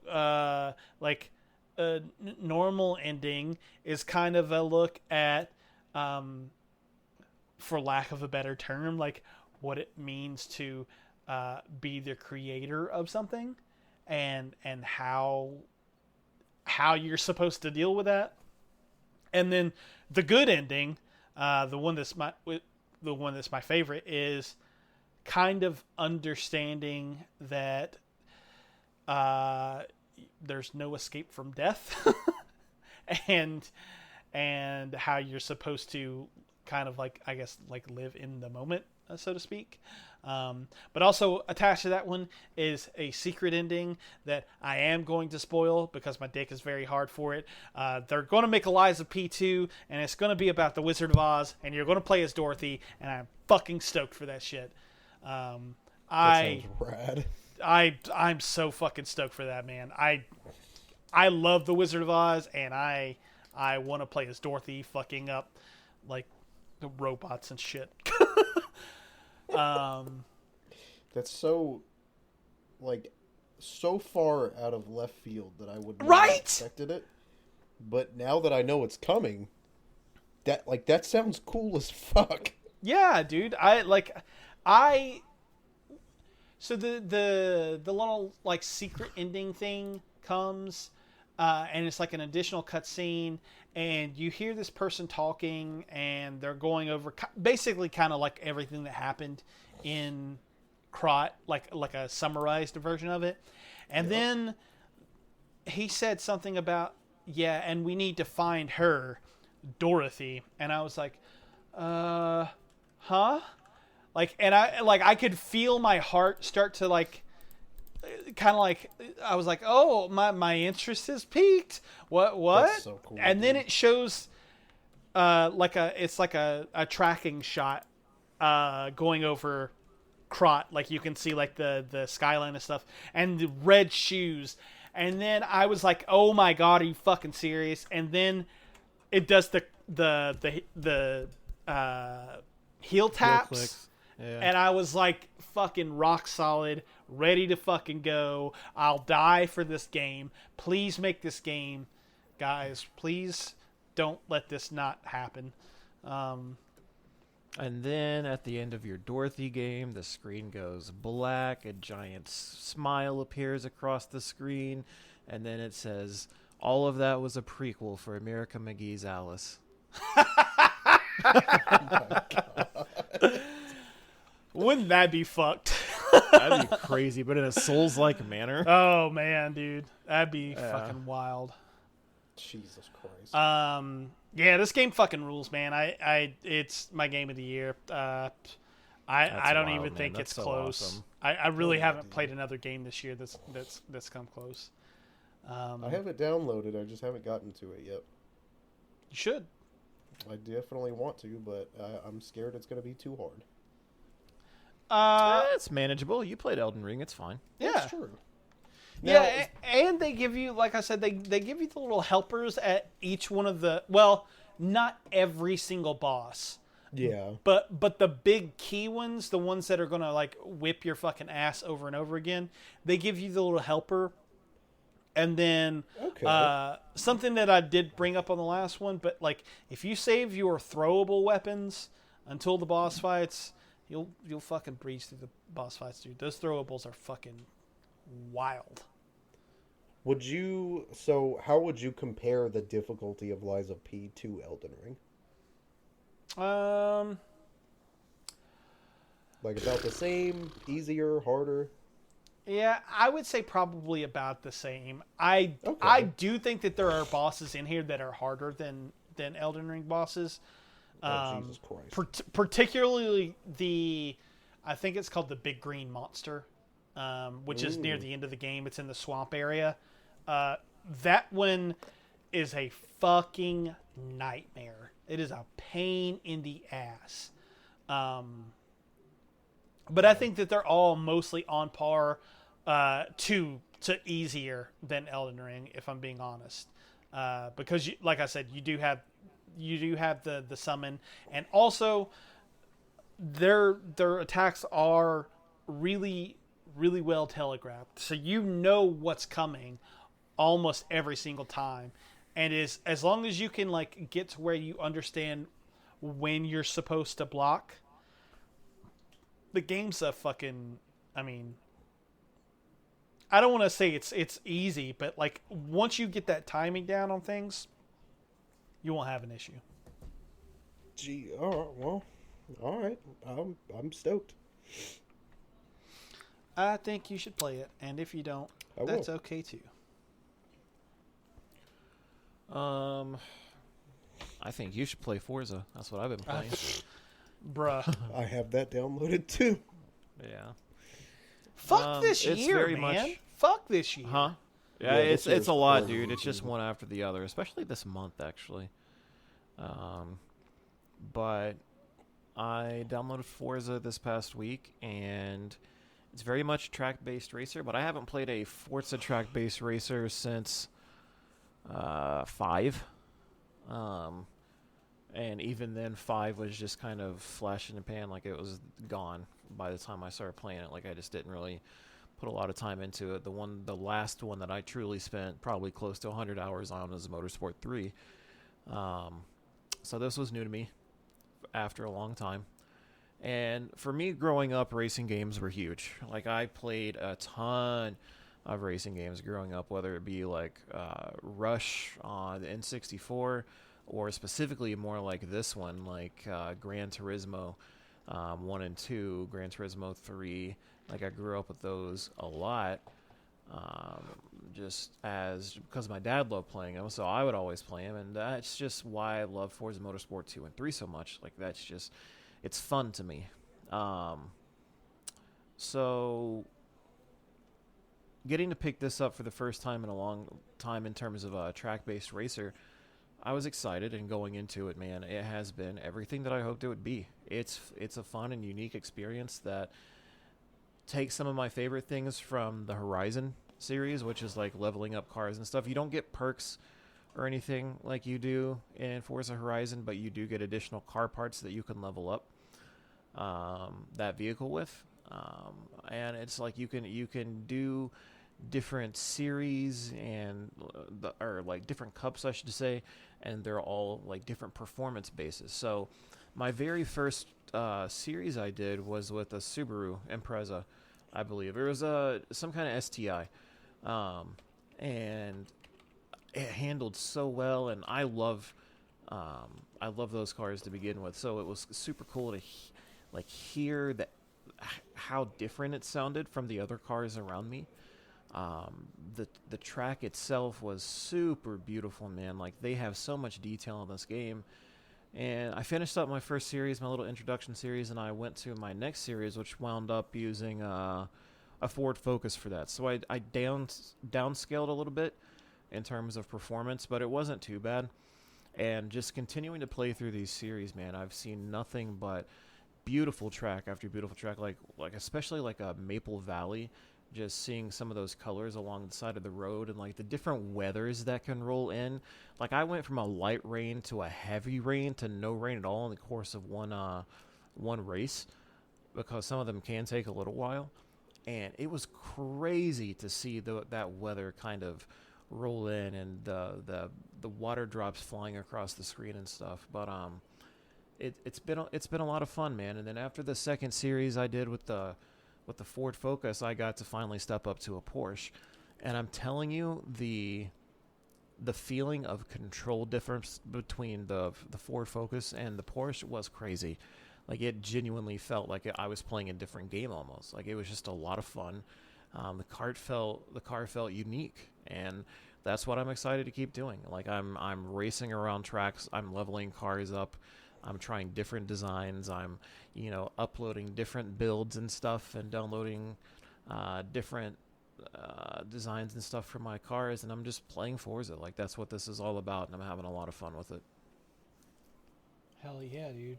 So, one thing that I saw people mentioning online was that you kind of are more or less forced into doing like one car as opposed to like getting a whole collection of cars. Is that kind of accurate? It feels more like that. So every time you start up a series, you can buy a new car essentially, and once you buy that new car, you level it up and you continue to upgrade it through the series, and you could back out to buy another car if you want to, but what's the point when you're already 3 races into a 6-race series using this car and you already have all these upgrades for it? So yeah, it does feel more like the cars that you pick they're more deliberate, because you're probably going to be using them for a while type of thing. Like it feels like you're invested. It kind of feels like you're leveling up a Pokemon. I'm not gonna lie. Okay. Yeah. Hell yeah, that's cool. I didn't necessarily think that would be a negative, but I figured I would ask. I mean, it's not to me, because I like investing in the cars that I like. I think the achievements in the game are even like get 10 cars to level 50 or something like that. So there's definitely. You're meant to put time into building these cars, I think. Okay, gotcha. Cool. What was the other thing I was going to ask? I was going to ask you something else. Okay, how accessible is the sort of like racing? The reason. Oh my God, you're gonna love it. Okay. The thing I like about the Horizon series is that it feels more arcadey. I don't feel like I have to be as precise with what I'm doing in terms of like slowing down to take corners and stuff like that. Like I can take them at my, I don't want to say at my own speed, but like I don't have to be as precise. So in that regard, I think there is a little more precision involved. But in terms of like, are the racers going to be up your ass making it harder? That's completely up to you. Okay. You can scale drive avatars on a level-based system of 1 through 10. I'm currently racing with them on a 4, just because I feel like that's enough of a challenge, and I am not pissed off by the end of the race. And you can scale the difficulty to how you want it. And man, in that regard, I think you might not like it as much, because it takes that arcadiness away a little bit, because if you go too far off the track, you'll be hit with like a lap-based penalty for it. Yeah. Okay. So it wants you to be precise, but you can set it up to where you're not going to be pissed off because you're 10 cars back in a 24-car race and you're on lap 4 or 5, like, because you're having to be precise. You can slide that slider all the way down and just have fun with it. Okay. Cool. Yeah, that's one of the reasons that I've never been as big of a fan of the Motorsport series. I don't know that I don't know that I find it hard. It's more so that I find it. You have to be very refined, whereas Horizon is you can do whatever the fuck you want. Yeah, you can slam into motherfuckers and just be like, literally. That's just a part of the race. Yeah. Cool. Awesome. Well, yeah, I'm definitely gonna check it out It'll be something I'll probably talk about next week. Okay. The other game that I've been playing is Sea of Stars. This is another one that I think I talked about a little bit last time we recorded. Sea of Stars was another one that I was pretty sure was going to be like a very strong contender for my game of the year, and I think that out of everything, like looking at the list, I think that it is near the top, but it just is not grabbing me quite the way that I thought that it would. It's still very good. Like I'm still really, really having a very good time with it, but the problem I feel like I'm having with this is that I don't know that it's necessarily doing anything all that original, which is kind of interesting given Sabotage Studio, the game that they did before, which was The Messenger. That game feels in so many ways fresh and different, while also still feeling like it is very old school, if that makes sense. Like, it understands that it is based on like Ninja Gaiden and like other games from that area. Ninja Scroll, I think, is another one. But like it's that side-scrolling kind of like action platforming sort of thing, and it nails those sorts of like I guess game design, but also kind of feels like it's a Metroidvania in some ways, and like it just has a lot going on for it with the writing. Like, it feels very self-aware and is very like funny, and I just kind of feel like this game, Sea of Stars, is missing that. I do think that the combat system in this is fucking rad. So basically, you have like the standard turn-based combat, and you have the option to like attack, use your magic, or use your items or whatever. But the magic attacks can actually be combined with one another. Like, there's I forget what they call it, but there's like the kind of like moon attack, and there's the kind of like sun attack, and you can actually use the two of them together using a combo system. And there's also a like a way to add in extra damage and extra attacks if you time your what's the word? Like, there's a button press that you can do that will allow you to do extra damage or get in an extra attack in. And if you time it right, then that thing happens. So there's that, and then there's also a system where you can actually kind of like I don't really know how to explain it, but basically when you just hit a standard attack, the enemies will drop this sort of like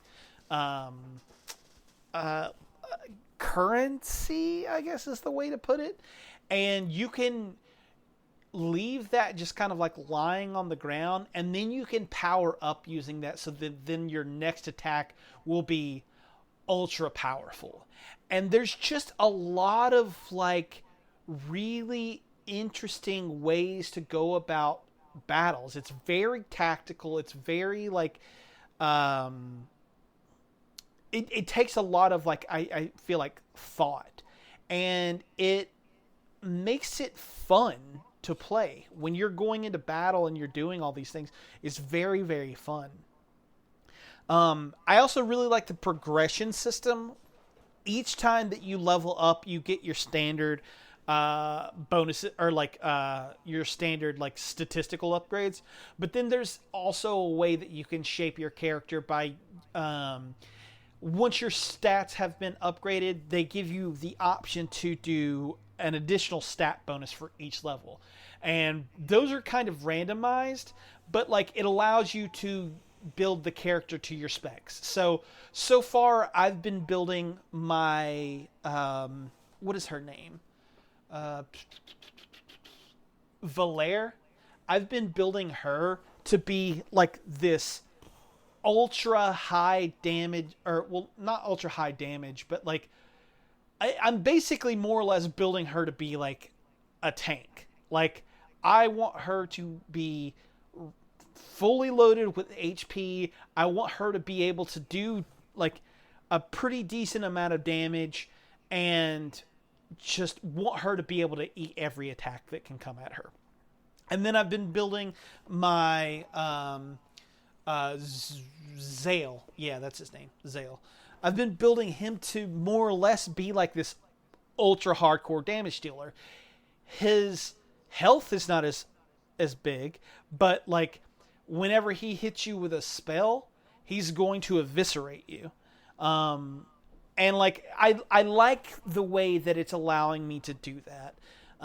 Sometimes the little bonus stats that you'll get won't necessarily correlate to what you're doing, so you'll have to find a different stat to put them in. So like I've been putting a lot of stuff into defense if it doesn't pop up for like an attack or something like that. But anyway, like it's a cool way to kind of allow you to have character customization without giving you like a ton of control over your characters, because they are trying to have you tell the story that they're trying to tell, you know. It's very much a modernized JRPG with regards to its visual style and the environments and all of that stuff. And I think that fucking rules. It's very much inspired by Chrono Trigger, and that's written all over the place. Like, it is plain as day that this is like, that these guys loved Chrono Trigger and they wanted to make a game inspired by Chrono Trigger. I love the music. I really, really like the cutscenes. They're like these little animated cutscenes. They have been kind of few and far in between, but when they happen, I'm just like, oh, this is gorgeous. Like, this is really, like, really, really pretty. Yeah, I really like this game. I just feel like there's something that is missing. Something that either I'm not getting, like I can't wrap my head around it, or something that like the game doesn't have in it. Because this is a game that I feel like should be right up my fucking alley, and I really should be like really fucking horny for it, and I'm just not. I still really, really like it. I really still think that it'll go high for me in our Game of the Year discussion, but yeah, it's missing something, which is sad. Well, that is sad, but it makes me feel better about not getting to it as quickly as I wanted to. Yeah. I mean, because it was definitely on the list, but I think that you would like it in the same way that you like Pokemon games a little bit. With yeah, that makes sense. With how to be tactical with the turn-based combat and stuff. Yeah. But yeah, I think this would definitely be more of a me and Austin type game. So got you. Yeah. Cool. Well, let's get to That's it. Our picks of the week, and we can get out of here. My pick of the week for this week is a video called "Why Are Modern Blockbusters So Not Very Good?" This is from the channel Some More News. and it kind of goes over like basically everything that I feel like I've been saying for like years now about how modern blockbusters are starting to fail spectacularly, and it goes in depth on like why that is, kind of in a similar way. I don't remember if I actually put this as a pick of the week or not, but there was a video by Patrick Willems talking about the death of cinema and what killed cinema, and this kind of piggybacks off that in some ways. It's talking about why blockbusters just aren't the same as they used to be, and what all of the causes are behind that. Some More News is a political show, so this very much has like a political bent to it. But yeah, it's a good video, very informative. I enjoyed it very much, so go check that out. All right. Is Austin back yet? I don't think so. Okay. My pick of the week is a song, a cover by the band Rising Insane. It's a cover of Blinding Lights from The Weeknd. It is pretty fun. It's a metal cover. I didn't think I would like anyone covering Blinding Lights, but this one does pretty good. If you're into metal, it came on my Discover Weekly this week, and I had a lot of fun with it. It's been kind of on a little bit of a rotation. So if you're into that kind of thing, you like the original song, check it out. Hell yeah. Austin gets no pick of the week. Austin gets no pick of the week. His is Rise Against Endgame. Holy shit, my bad. I didn't realize you guys were going to get there that fucking quick. Are we on picks of the week? That's what I'm assuming? Yeah. Okay, cool. Yeah, my pick of the week is an album called Endgame by Rise Against. I listened to this album for the very first time when I was a freshman in high school. I accidentally bought it. Well, not accidentally. I just happened to go to Best Buy the day this album was released, and I was looking. I had listened to Rise Against before, but like not to where I really knew who they were. And I was just looking for something new, and so I bought that album and took it home, and I fell absolutely fucking in love with it. Two of my favorite tracks off the album are Help Is On The Way, which is halfway about Hurricane Katrina and how our government did nothing to fucking help those people, and about the I don't remember what the name of it was, but that big oil rig explosion that was in like 2010 or 2011 that our government again did nothing to fucking help those people. And then Make It Stop, which is basically about the massive epidemic of queer kids being assaulted just for being queer to the point where they commit suicide, and how we should all stop doing that. And it's a really, really lovely album. Heck yeah. I used to listen to Rise Against. I love Rise Against. I don't know why I didn't, or why I stopped, but Madison doesn't like them. She feels like she likes to. She like puts them in the same category of like Nickelback, and I'm like, I don't. That's weird. I don't think that so. is very weird. Right. No, I that's agree. weird. That's not. It's not even the same thing. But whatever. Yeah. I remember the song. I just turned it on, and I remember Help Is On The Way. I used to fucking jam out to that song. I love Help Is On The Way, dude. That song is so good. Yeah. Good shit, man. Okay. All right. Well, yeah. As always, you can find me on social media for all things Culture Bop, hunting picks, and the Culture Bop family of content. Culture Bop on Instagram at culture_bop, on YouTube at youtube.com/c/culturebop, and you can find me on Twitter at the BebopMan182 and on Instagram at BebopMan182. Lastly, if you like what we're doing, if you want to help us, if you want to send help on the way, that was terrible. You tried. I tried, A yeah. little too hard. Go to patreon.com/culturebop. Toss us a pledge. Got some awesome stuff going on over there. And yeah, so do that and help us keep the lights on. That's it. That's it. We did it. We done did it. I had a stroke Goodbye. trying to say that. We'll be back next week. And until next time, goodbye.